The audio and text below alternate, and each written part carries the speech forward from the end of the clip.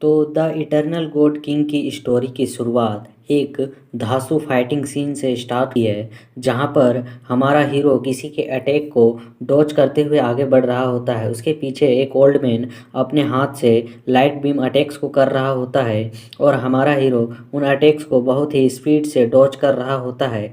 लेकिन कुछ अटैक्स उस पर भी लग रहे होते हैं। जब उनकी क्लोज कॉम्बैट होती है तो वो ओल्ड मैन हमारे हीरो को पकड़कर सीधे एक बड़े से मीटियोरॉइड या फिर चट्टान पर दे मारता है, जिससे चट्टान के टुकड़े टुकड़े हो जाते हैं। और वो हम देखते हैं वो उस ओल्ड मैन ने हमारे हीरो की ओर कई सारे स्वॉर्ड अटैक को कर देता है, जिसे हमारा हीरो अपने सामने एक प्रोटेक्टेड बैरियर को बनाकर रोकने की कोशिश करता है।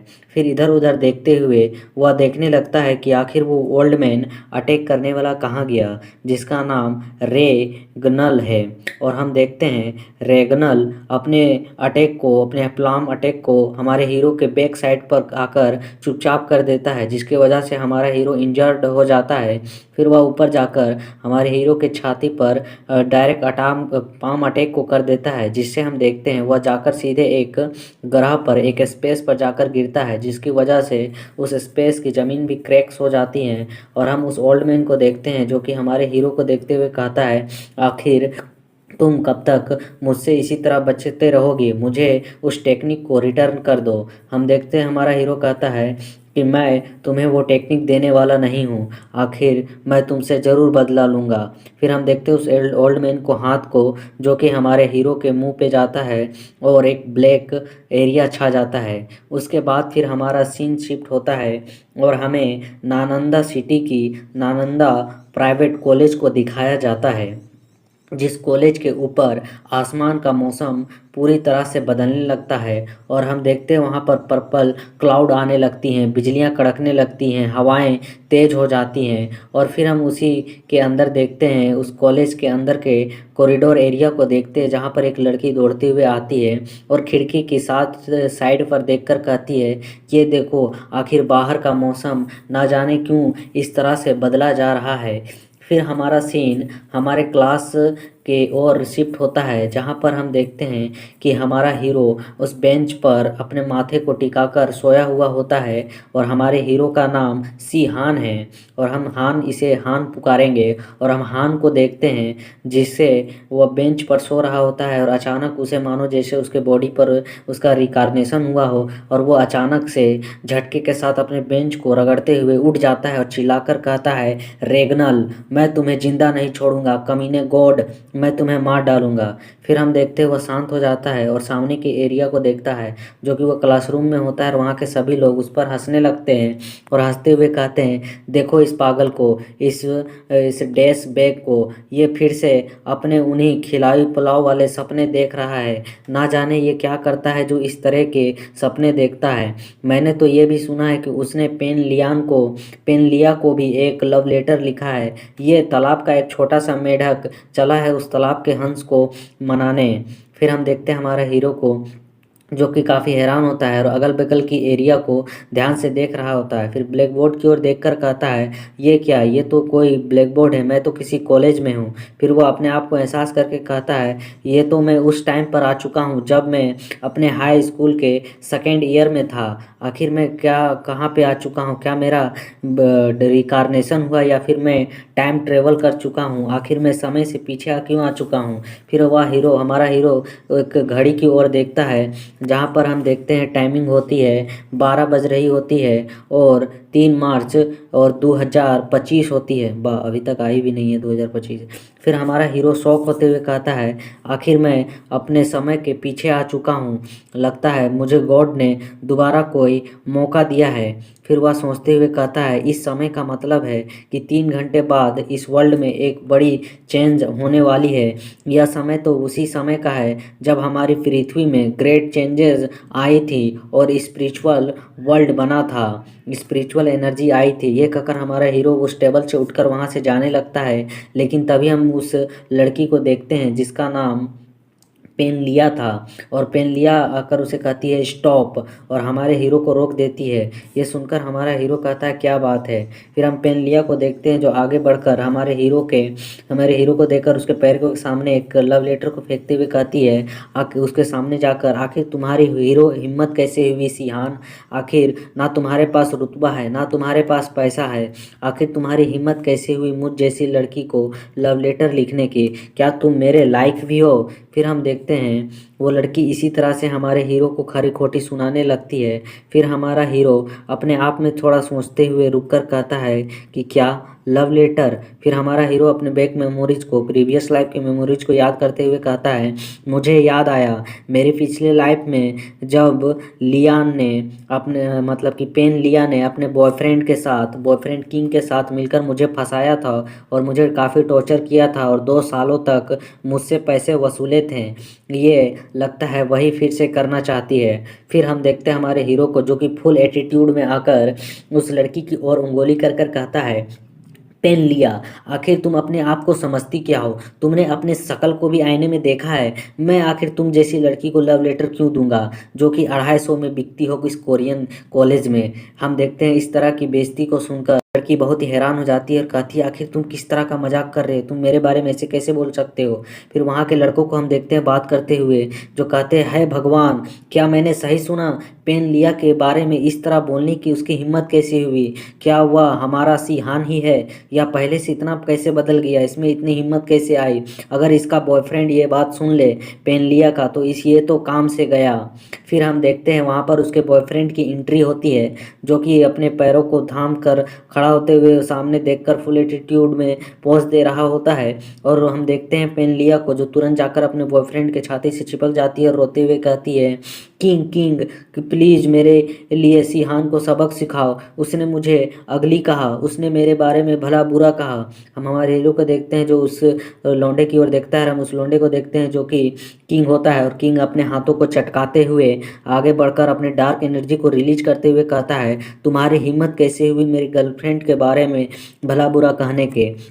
अब तो तुम गए काम से। फिर हम देखते वो हमारे हीरो के सामने आकर खड़ा हो जाता है और कहता है लेकिन मैं तुम्हारे जैसे कमज़ोर व्यक्ति को मारूं भी तो मारूं कैसे। तुम तो एक ही फाइट में मर जाओगे। मेरे पास तुम्हारे लिए एक दूसरा सॉल्यूशन है। क्यों ना तुम अपनी सारी ज़िंदगी मेरे पास अपनी सारी ज़िंदगी भर की कमाई सेविंग्स को जमा कर दो जिससे मैं तुम्हें जाने दूंगा। हम देखते हैं ये सुनकर हमारा हीरो कहता है भाड़ में जा भोसड़ी भरोसे वाले।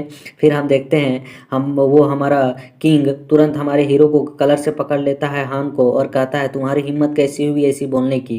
फिर हमारा हीरो का सटकता है और वह उसके पेट में कसकर एक घुटना मारता है। फिर उसके जबड़े पर मारता है और उसे बेंच के सामने के बेंच पर दे मारता है जिसकी वजह से बेंच भी टूट जाती है और हमारा हीरो एक स्माइल पास करता है। और फिर हम देखते हैं कि जो सिहान होता है जो किंग होता है वह सीधे रगड़ाते हुए कई सारे बेंचों को लेकर पीछे ज़मीन पर गिर जाता है और आप उसके मुंह से झाग भी निकलने लगती है उससे ऐसी धुलाई खाने के बाद। और हमारा हीरो स्माइल करते हुए कहता है तुम जैसे इडियट को क्या ही पता होगा मेरे बारे में और कि तुमने मुझे समझ कर क्या रखा है। फिर हम पेन लिया को देखते हैं जो घबरा जाती है और कहती है क्या यह किंग को इसने नीचे गिरा दिया।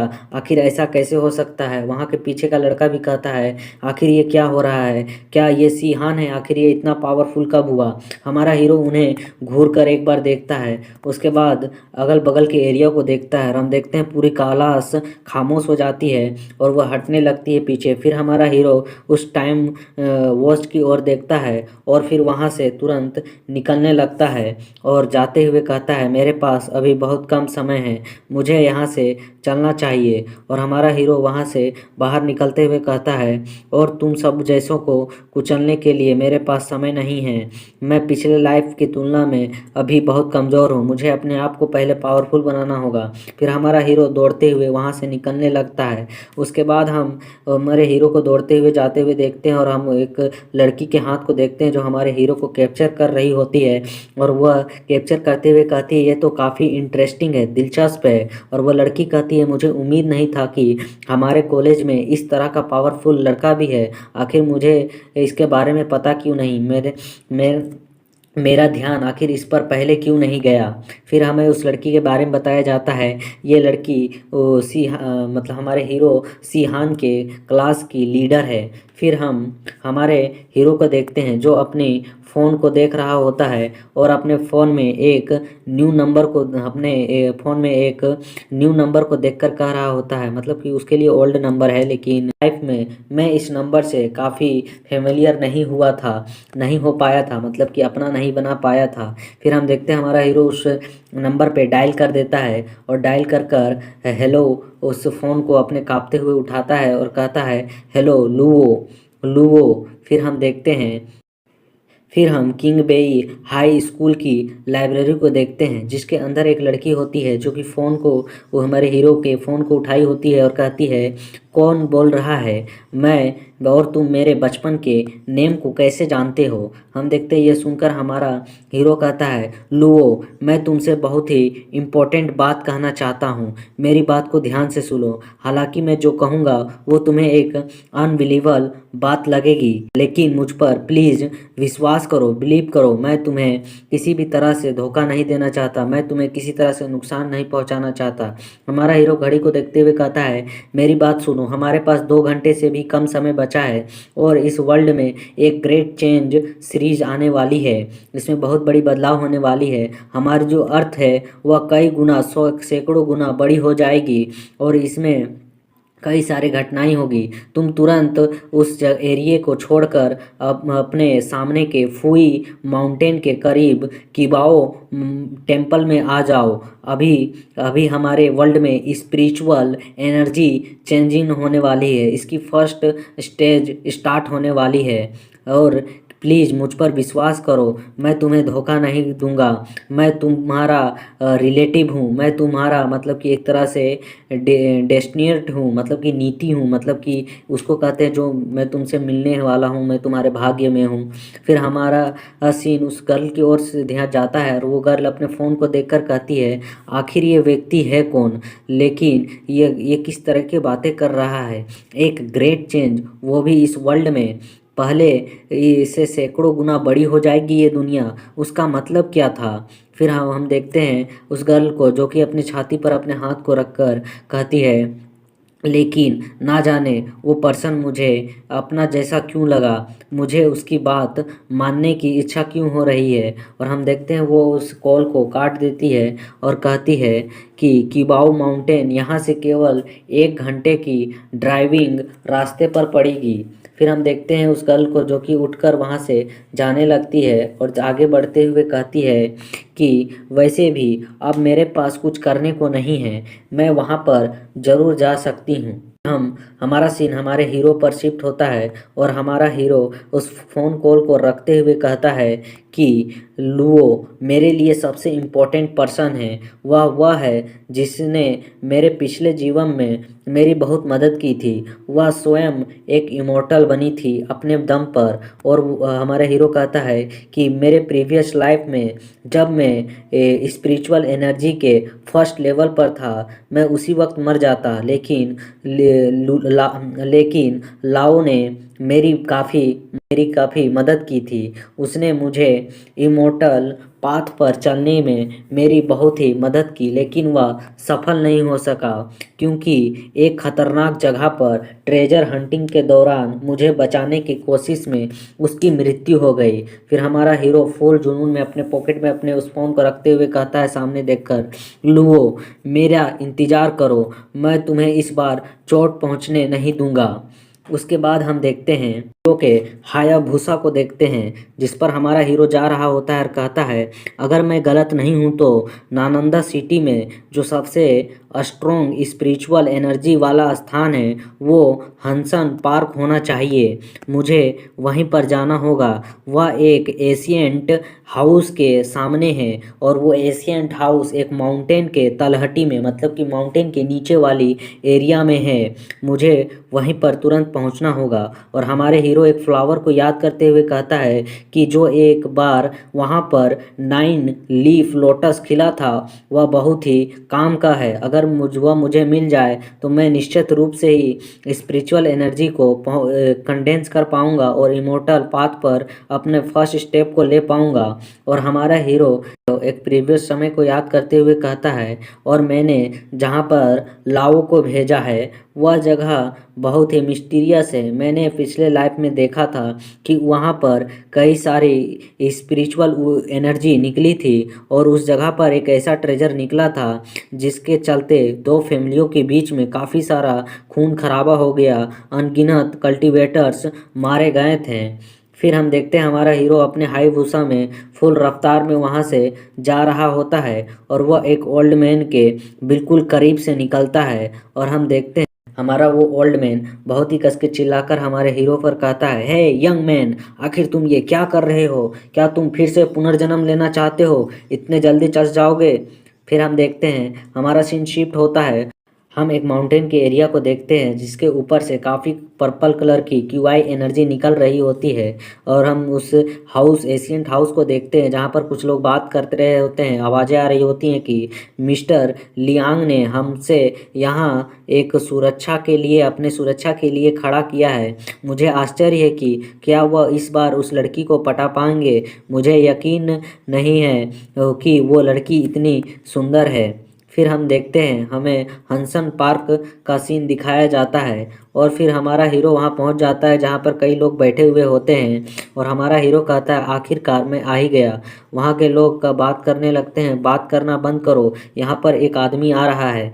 फिर हम एक रेड टी शर्ट के पहने वाले मुर्गे जैसे वाले लड़के को देखते हैं जो हमारे हीरो की ओर बढ़ते हुए कहता है, हंसन पार्क आज यहाँ पर जनता के लिए बंद है। मिस्टर लियांग ने पूरी जगह को आज बुक कर लिया है, इसलिए तुम यहाँ से तुरंत निकल जाओ। हम देखते ये सुनकर हमारा हीरो कहता है, जहाँ तक मुझे पता है ये हंसन पार्क एक तो सार्वजनिक स्थान है। आखिर तुम किस तरीके से मुझे यहाँ से जाने के लिए कर रहे हो? ये तुम्हारे मिस्टर लियांग के प्रॉपर्टी नहीं है। फिर हम देखते हैं वो गुंडा के कंधे पर अपने हाथ को रख लेता है और समझाते हुए कहता है, आखिर तुम मेरे बातों को मान क्यों नहीं रहे हो? यह मिस्टर लियांग फैमिली का एरिया है। क्या तुम नहीं जानते कि ये वो इस सिटी के सबसे अमीर व्यक्ति हैं? आखिर तुम्हारी हिम्मत कैसे हो रही है उनकी चीज़ों में दखल अंदाजी देने की?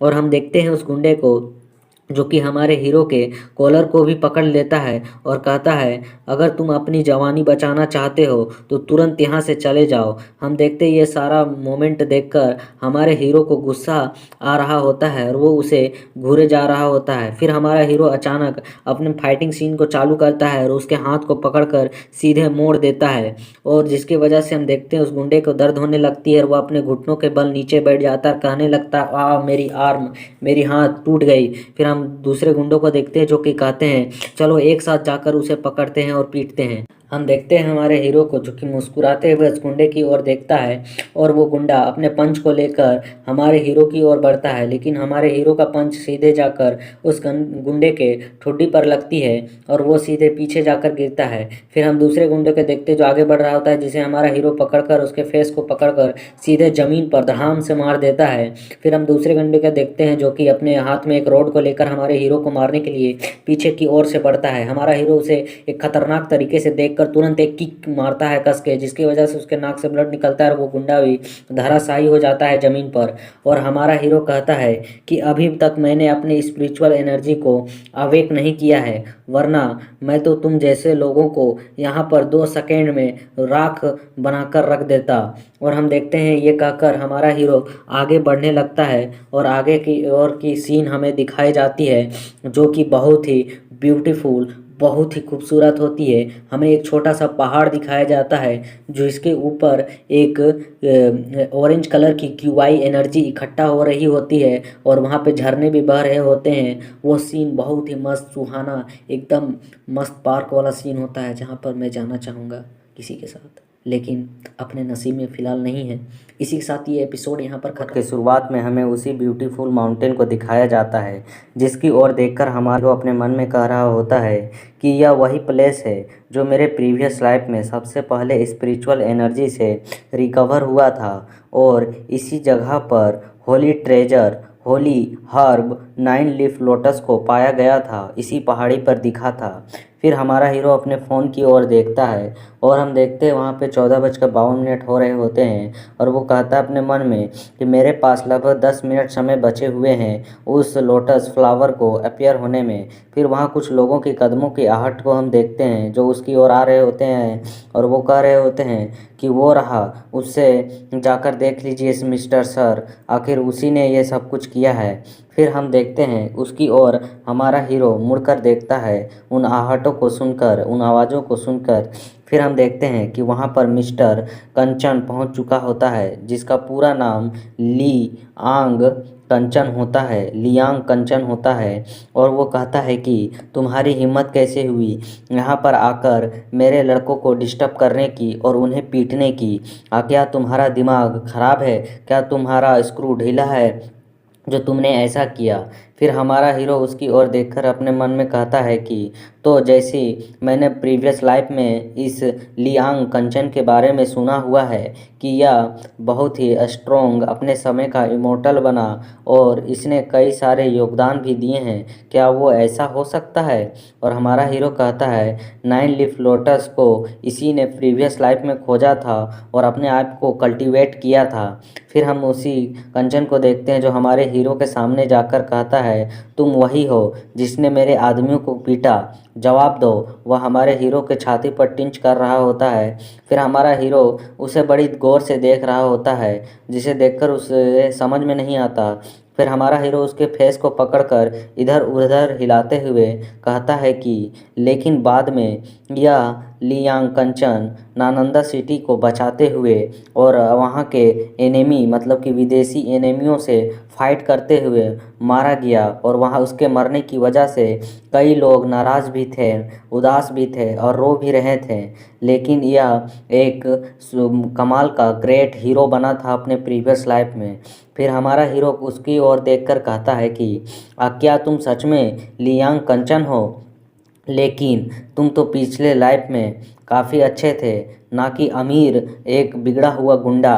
आखिर तुम ये कैसे हो सकते हो एक ग्रेट हीरो? फिर हम देखते हैं इस बात को सुनकर कंचन को कुछ समझ में नहीं आता है, और फिर वह फनी तरीके से चिढ़ते हुए कहता है कि आखिर तुम क्या बोल रहे हो? मैं बिल्कुल पागल हो जाऊंगा तुम्हारी बातों को सुनकर। तुम्हारी हिम्मत कैसे हुई मेरी तरफ इस तरह से देखने की, मुझे टच करने की और मेरे बारे में इस तरह की अजीब बातें करने की? क्या तुम पागल हो? फिर हम तभी देखते हैं उसके गुंडे वह कंचन से कहता है मास्टर, यह बहुत अधिक बोल रहा है, आप कहें तो क्या हम इसे पकड़कर पीट दें? फिर हम तभी देखते हैं हमारा हीरो अपने फ़ोन की ओर देखता है जहाँ पर टाइम पूरा 15 बज चुका होता है, यानी कि 3 बज चुके हैं सुबह के, ये रेलवे टाइम है। फिर हमारा हीरो कहता है कि टाइम स्टार्ट हो चुका है चेंजिंग का, और हम देखते हैं वहाँ पर माउंटेन से काफ़ी सारे पत्थर गिरने लगते हैं और उस माउंटेन के चारों ओर स्पिरिचुअल एनर्जी से का घेरा बन जाता है।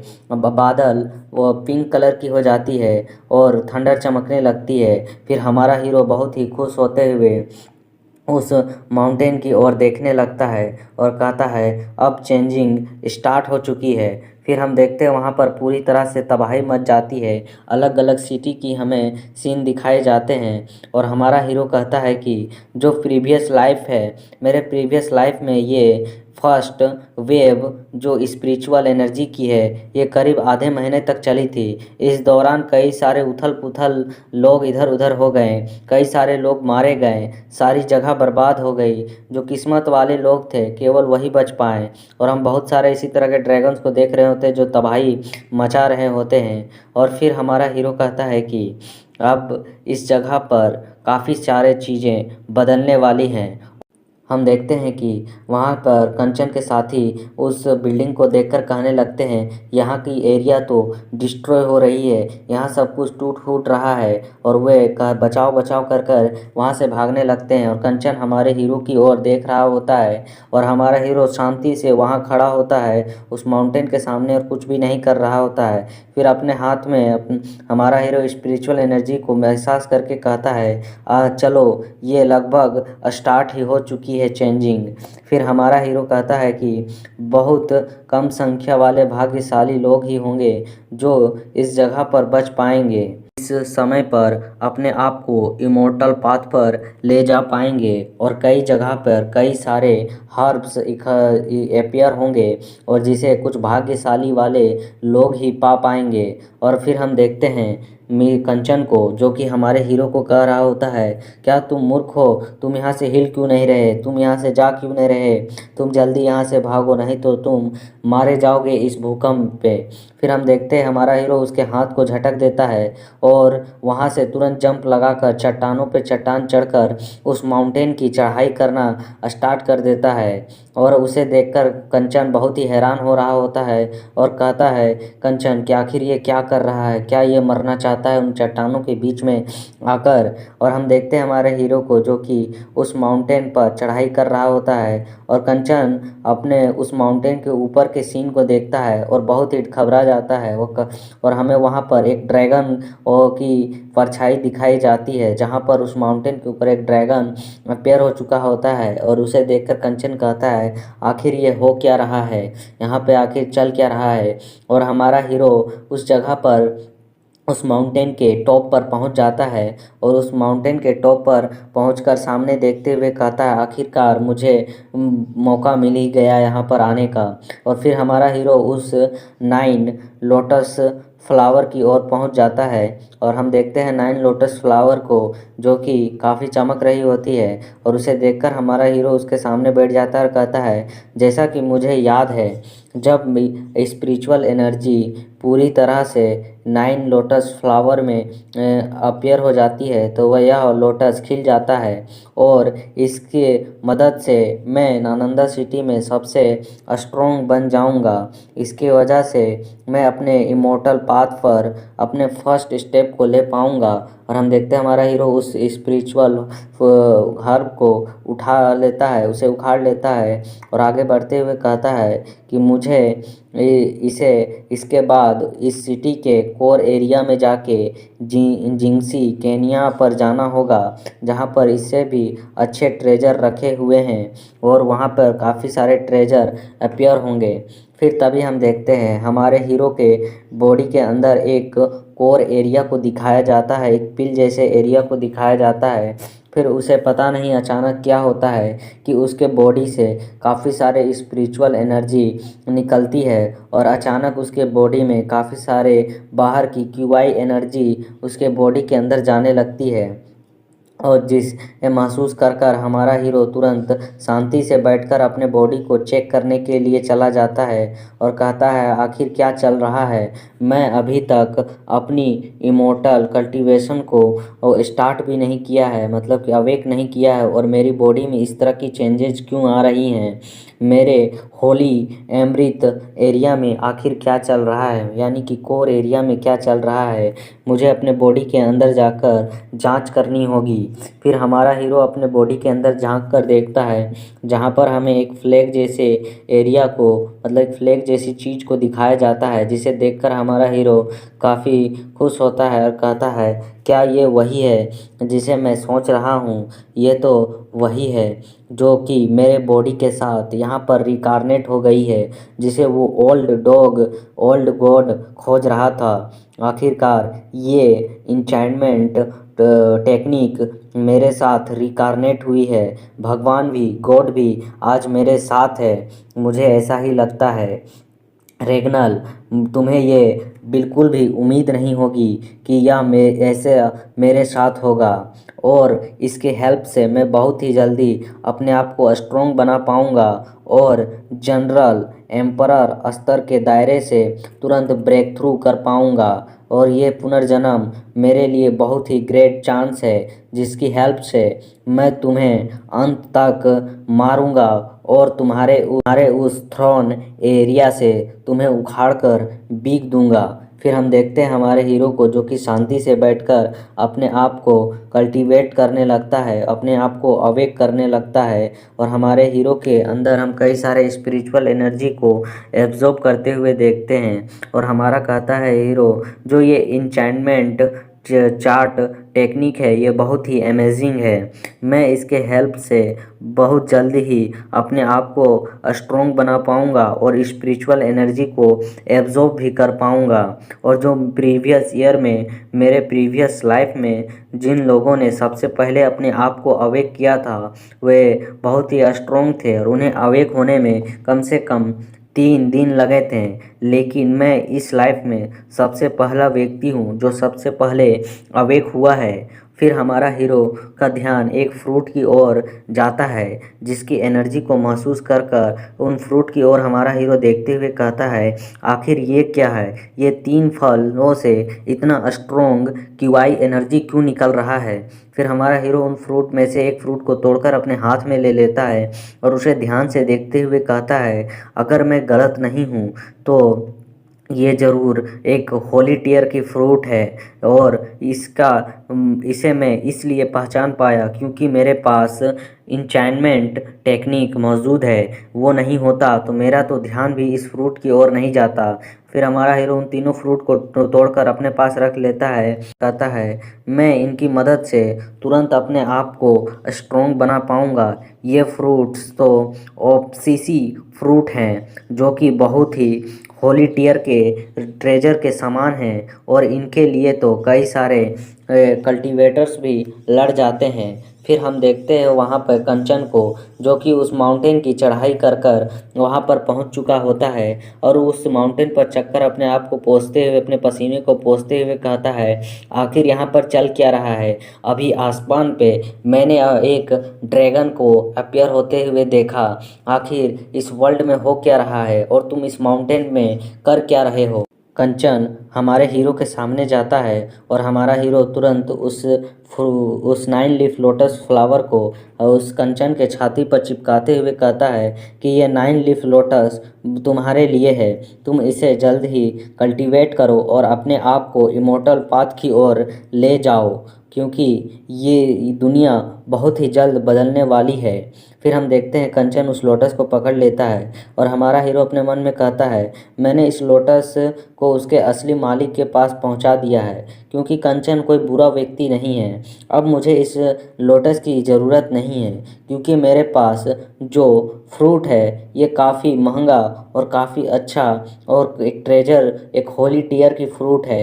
ये ऑप्सीसी फ्रूट मेरे लिए बहुत ही बढ़िया है, मुझे इसे जल्द से जल्द कल्टीवेट करना होगा। ये कहकर हमारा हीरो तुरंत वहाँ से जंप लगाकर निकल जाता है और हम देखते हैं हमारे हीरो को जिसने एक बहुत ही बड़ा और हाई जंप लगाया होता है। इस जंप को देखकर कंचन बहुत ही हैरान हो जाता है और कहता है आखिर वो उड़ कैसे सकता है, वह इस तरीके से कैसे उड़ रहा है, दुनिया सचमुच में बहुत बदल गई है। और हमारा हीरो नीचे लैंड करता है और सोचते हुए कहता है कि मेरे एक साधारण से जंप की वजह से ही मुझे लग रहा है कि मेरे अंदर की क्यूआई एनर्जी बहुत ही खर्च हो चुकी है।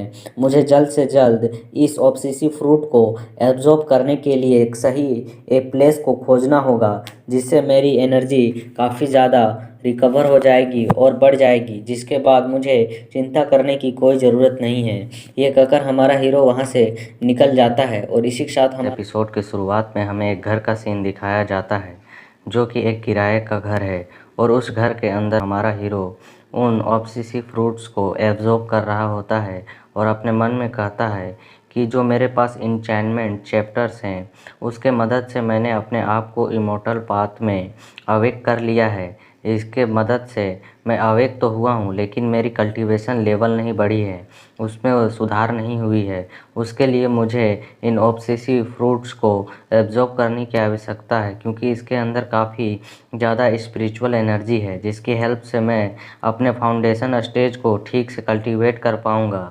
फिर हम देखते हैं हमारे हीरो को वहाँ कल्टीवेट करते हुए 3 दिन बीत जाते हैं और वो तीनों फ्रूट को एब्जॉर्ब कर लेता है।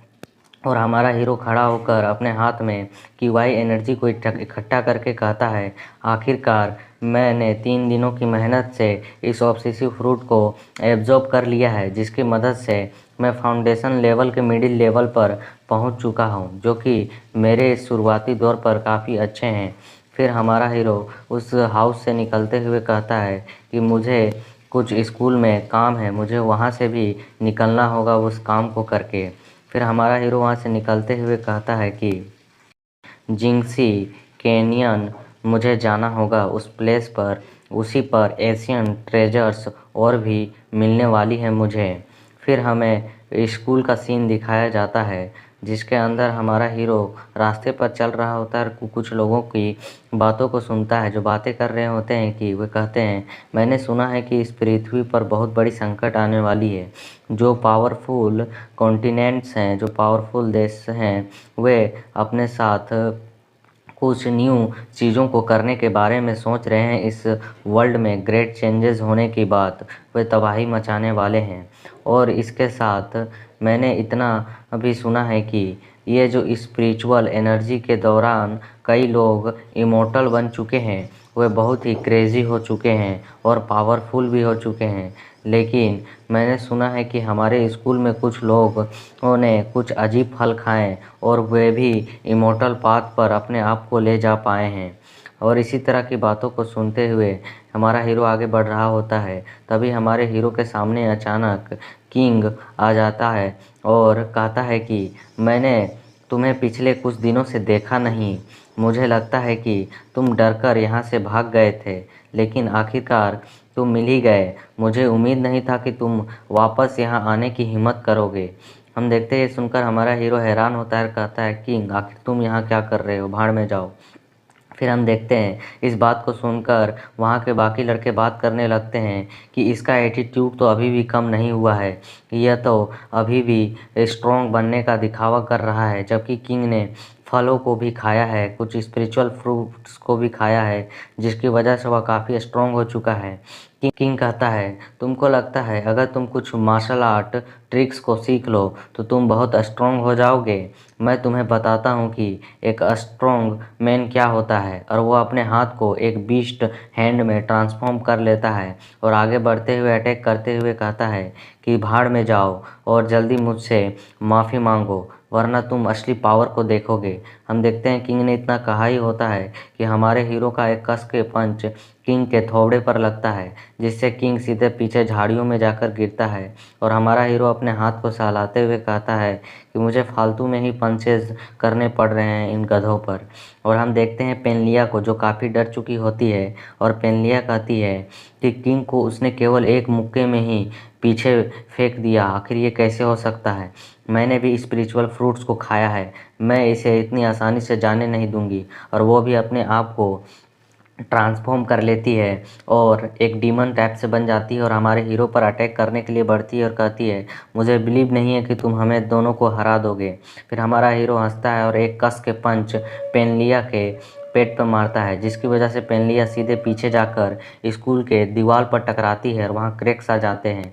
और हमारा हीरो कहता है कि हो गई ख़त्म तुम्हारी इग्नोरेशन, हो गई तुम्हारी एटीट्यूड ख़त्म। और फिर हमारा हीरो उन दोनों के सामने जाता है और कहता है कि मेरे इस मुक्के को झेलने के लिए तुम दोनों अभी बहुत कमज़ोर हो। ये दोनों बहुत ही भाग्यशाली हैं, इन्होंने कुछ असाधारण फ्रूट्स को भी खा लिया है, जो कि सक्रिय तुरंत हो जाता है और इससे काफ़ी पावरफुल बीस्ट पावर मिलती है, जो कि शुरुआती दौर पर काफ़ी अच्छा है, लेकिन समय बीतने के साथ इनमें रिस्ट्रिक्शंस लग जाती हैं और ये आगे जाकर अपने आप को लेवल अप नहीं कर पाते हैं।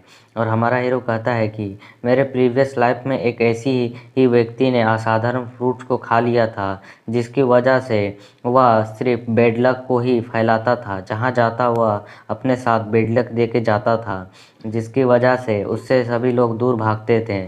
फिर हमारे स्कूल का सीन दिखाया जाता है, जहाँ पर उसके दीवार में अचानक क्रैक्स आने लगती हैं, क्रैक्स बढ़ने लगती हैं और फिर वहाँ पर हमें एक ऑक्टोपस की टेंटिकल को दिखाया जाता है, जिसके बाद हम देखते हैं कि वह स्कूल ब्लास्ट हो जाता है और वहाँ से एक ऑक्टोपस निकलते हुए चारों ओर तबाही मचाने लगता है। और हमारा हीरो कहता है कि मेरे प्रीवियस लाइफ में जब इस वर्ल्ड में ग्रेट चेंजेस आई थी तो उसके साथ ग्रेट पावर्स तो आई, लेकिन साथ में उसने कई सारे डीमंस को भी लाया।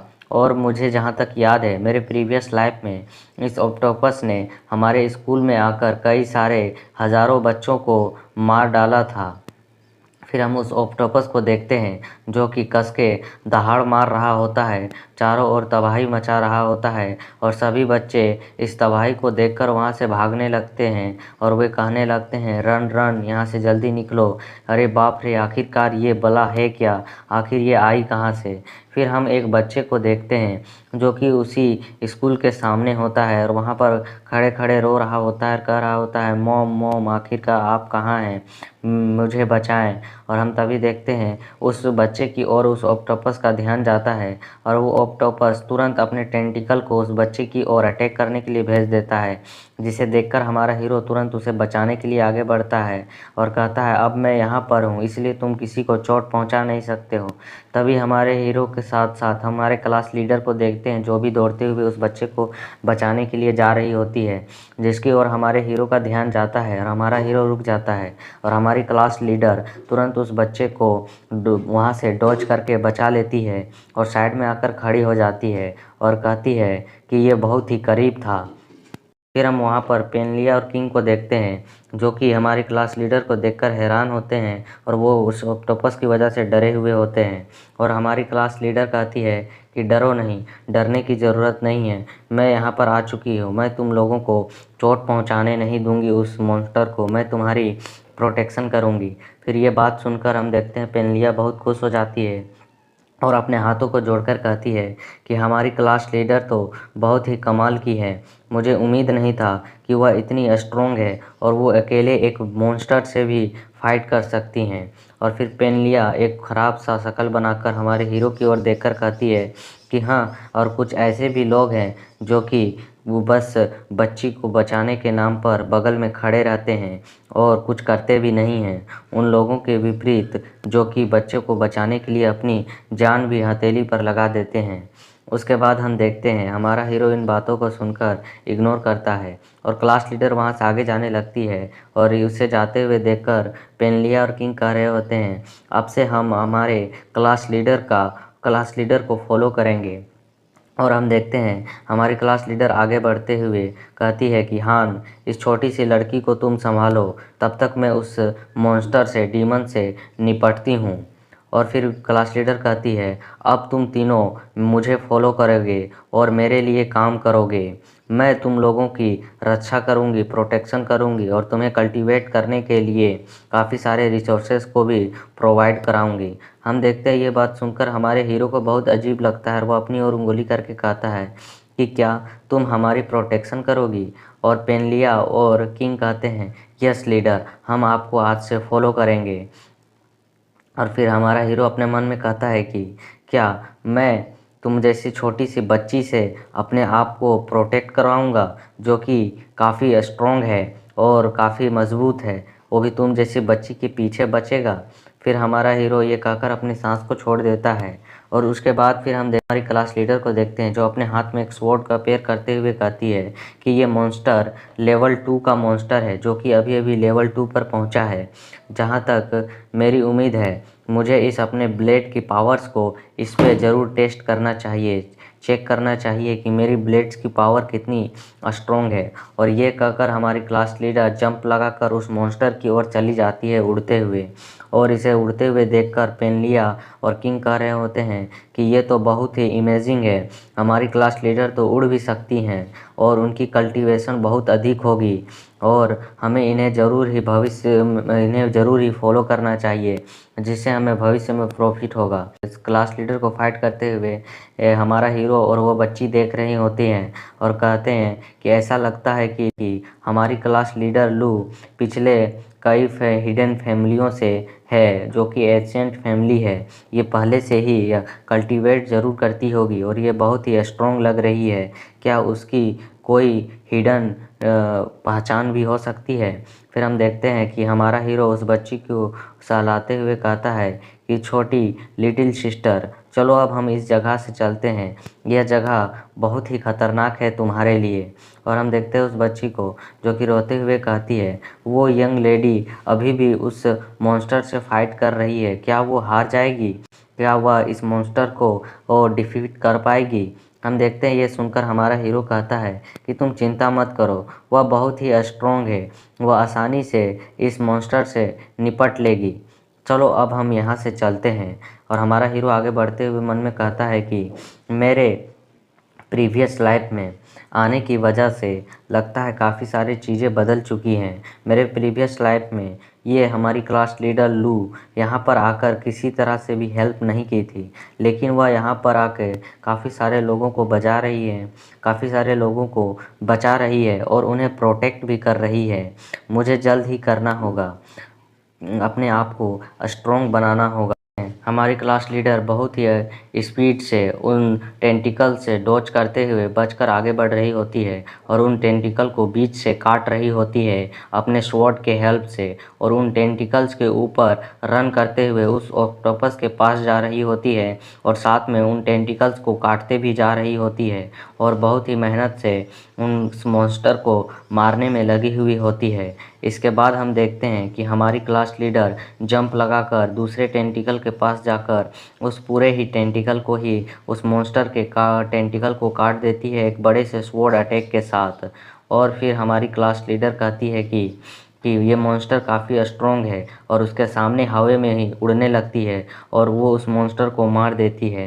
इतने सारे टेंटिकल्स कटने की वजह से वो मॉन्स्टर मर जाता है और वहाँ पर फिर हमारी क्लास लीडर खड़ी हो जाती है और हमारे हीरो की ओर देखने लगती है और हमारे हीरो की ओर देखते हुए कहती है कि मुझे लगा था कि ये लड़का काफ़ी स्ट्रॉन्ग है और ये हमारे क्लास का क्लासमेट है, तो मैं इसे एक मौका दे सकती हूँ और अपना सेवक बना सकती हूँ, लेकिन ये तो बहुत ही कायर निकला, वह इतनी जल्दी यहाँ से जाने भी लगा है। लगता है ये बहुत ही नॉर्मल पर्सन है, इसने अभी तक अपने आप को अवेक नहीं किया है और मुझे लगता है इन नॉर्मल पर्सन्स को इन मामलों से दूर ही रहना चाहिए। उसके बाद हमारा सीन जिंग ही घाटी पर दिखाया जाता है, जहाँ पर हमारा हीरो हमेशा जाने की बातें कर रहा होता है कि यहाँ पर काफ़ी सारे ट्रेजर्स मिलने वाली हैं। हमारा हीरो वहाँ पर पहुँचकर हैरान होता है और वो कहता है, आखिरकार इस जगह पे चल क्या रहा है, यहाँ पर इतने सारे लोग कहाँ से आ गए हैं।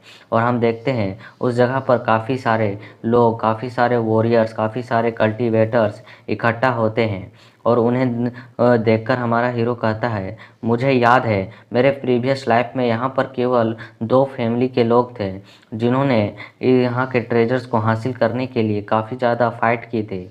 और हमारा हीरो आगे बढ़ते हुए उन लोगों की ओर देख रहा होता है और सोचते हुए कहता है, आखिरकार यहाँ पर इतने सारे लोग कहाँ से आ गए। और फिर हमारा हीरो कुछ लोगों की बातों को सुनता है, जहाँ पर 2 लोग बात कर रहे होते हैं कि मैंने सुना है कि यहाँ पर काफ़ी सारे ट्रेजर्स अपीयर होने वाले हैं। किसी ने इन सारे न्यूज़ को एक वेबसाइट पर डाल दिया था और मुझे ये न्यूज़ सुनने में आया और जिसकी वजह से मैं यहाँ पर पहुँचा हूँ और मुझे इस पर विश्वास भी हो रहा है क्योंकि यहाँ पर बहुत सारे इमोर्टल्स, कल्टीवेटर्स आए हुए हैं।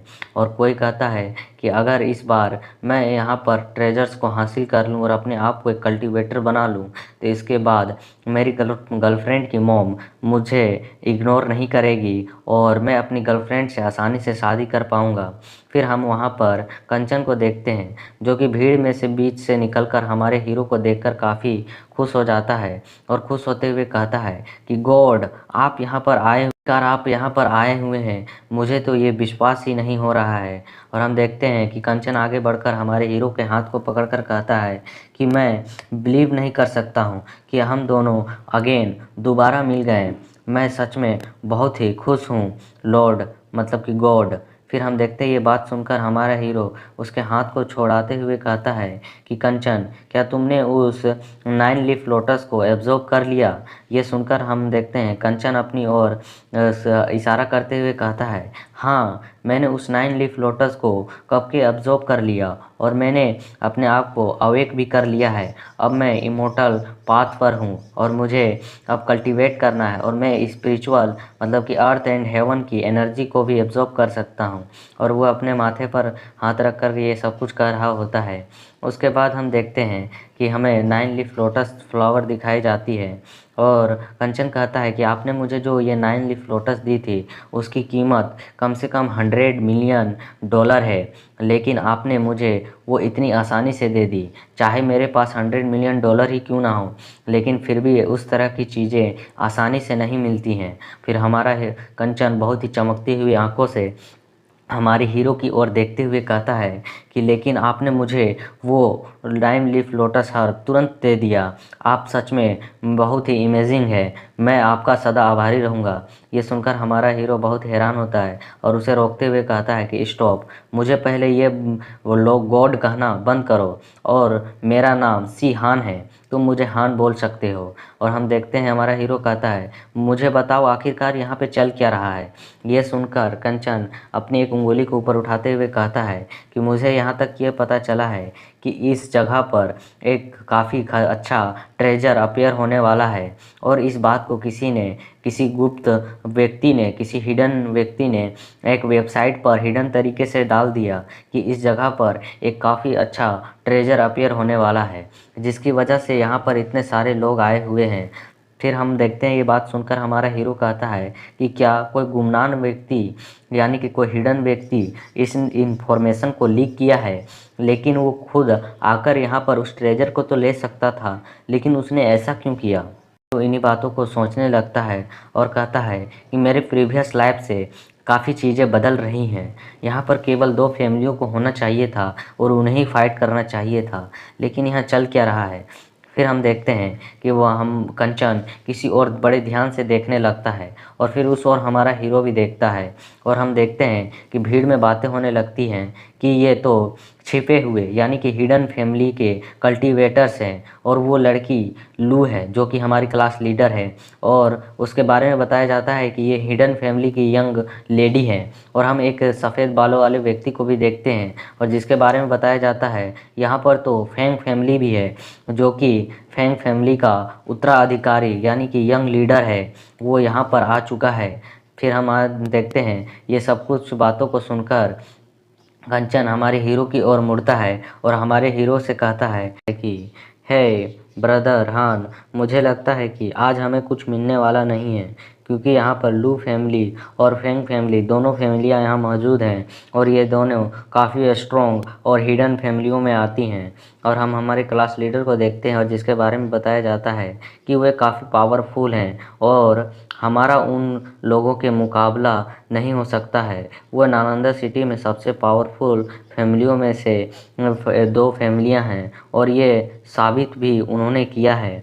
वे फैमिलियाँ बहुत ही टैलेंटेड फैमिलियाँ होती हैं और वे शुरुआत से ही कल्टीवेशन करती हैं और ये हिडन फैमिलियाँ तब से कल्टीवेशन कर रही हैं जब से हमारे ग्रेट वर्ल्ड में कुछ चेंजेस भी नहीं आए थे। और वे इसी तरह के कल्टीवेटर्स को अपने फैमिलियों में भर्ती भी करती हैं। फिर हम देखते हैं कि कंचन अपने हाथ को मसलते हुए कहता है कि ब्रदर हान, अगर तुम चाहो तो मैं लू फैमिलियों से तुम्हें मिला सकता हूँ, क्योंकि उनके साथ हमारा बिजनेस भी चलता है। हम देखते हैं हम इस बात को सुनकर हमारा हीरो तुरंत मुड़ जाता है और कहता है कि मुझे कोई इंटरेस्ट नहीं है उनसे मिलने का। और हान हमारे हीरो के पीछे और कंचन हमारे हीरो के पीछे पीछे जाने लगता है। और यहीं पे हमारा ये एपिसोड ख़त्म होता है। Like, subscribe, comment.